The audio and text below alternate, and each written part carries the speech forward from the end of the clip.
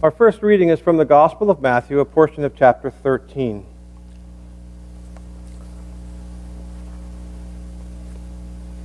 Another parable he spoke to them. The kingdom of heaven is like leaven, which a woman took and hid in 3 measures of meal until all was leavened. All these things Jesus spoke to the multitude in parables, and without a parable he did not speak to them,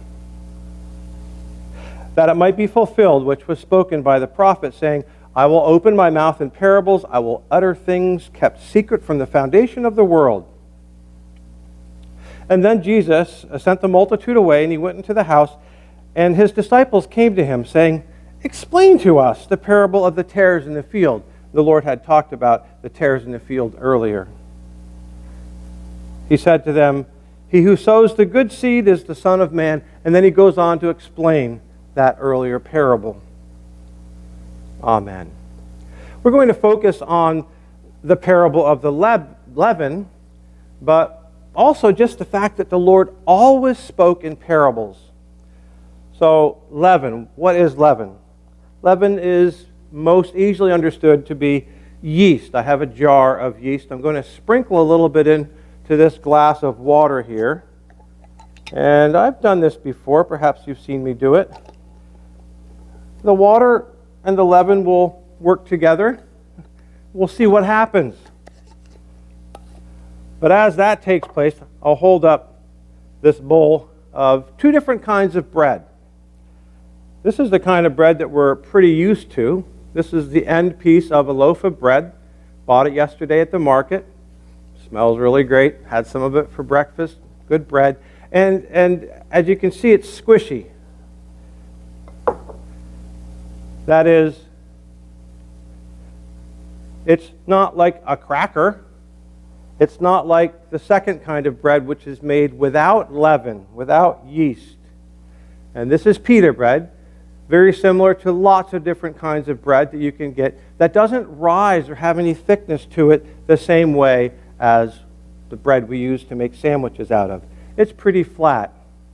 It's pretty, just lay out the dough, the flour, and it doesn't rise up as the yeast is working on it. So you can see in this jar, or in this glass, that the yeast that I poured in is sort of becoming milky or cloudy, and it's doing something called fermenting.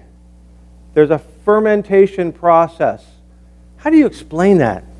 It's the change that happens when little tiny particles start working with each other and they change what's around them. Yeast is a tiny little particle and it's everywhere and we need it. It's really important. It's kind of like bacteria, which are tiny little particles, and viruses, which we're dealing with a lot lately. We need all those tiny little things. We need viruses. We need bacteria. We need yeast. We need things that make mold. And yet, if you've ever had a yeast infection in your body, you know it is not good. Or if you've had an infection from bacteria on a cut, you know it's not good. So you think, oh, you hear about these things, you think, nah, they're not good. They're important, and sometimes your body doesn't do well with them, but most of the time your body really needs them, and it's important. So this yeast in this glass is changing and developing. If it were in dough or in flour, it would start rising up to produce the kind of bread I have here. The kingdom of heaven is like that. The Lord working in us is like that. Good things and bad things are all mixed together. Life's events are taking place all the time, and you look at them and you think, that's a good thing. Somebody else can look and say, no, that's a bad thing. Take, for example, somebody that you love dying. And we're all sad because your grandfather or your grandmother perhaps passed away. We think, oh, that's so sad. That's so terrible. Really? Well, it is because you miss them. You love them. But on the other hand, Think about them.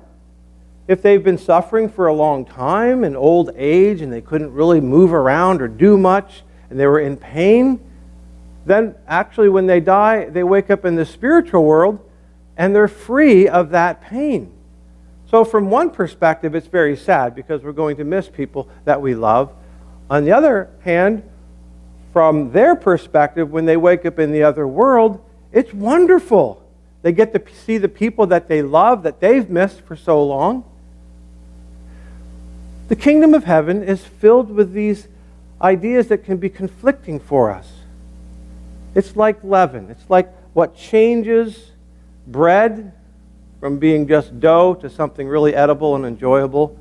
But on the other hand, it's things that can also infect us and cause conflict. We can be really sad, and sometimes people become angry with the Lord. Why did you take my grandmother or grandfather away from me?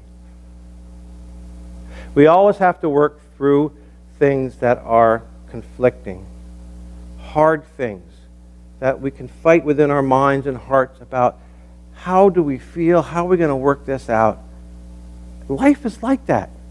So the Lord said the kingdom of heaven is like that. There are conflicts, there are fermentations, there are processes that stir things up that aren't easy while we deal with ourselves and the way we feel. While we adjust to accepting what the Lord teaches and trusting in the Lord to take care of us. It's really important to understand that the Lord's taking care of us the best way possible, no matter what it looks like from our perspective. From the perspective of our grandfather who's in the other world, having a wonderful time visiting with people and developing and growing spiritually and getting younger, that death is great. That death is what we're all born to do. From our perspective, it can seem sad. So Jesus said, speaking of this parable, the kingdom of heaven is like leaven, which a woman took and hid in 3 measures until all was leavened. The Lord will take care of us and hide within us the things that we need in order for our lives to become the kingdom of heaven. Amen.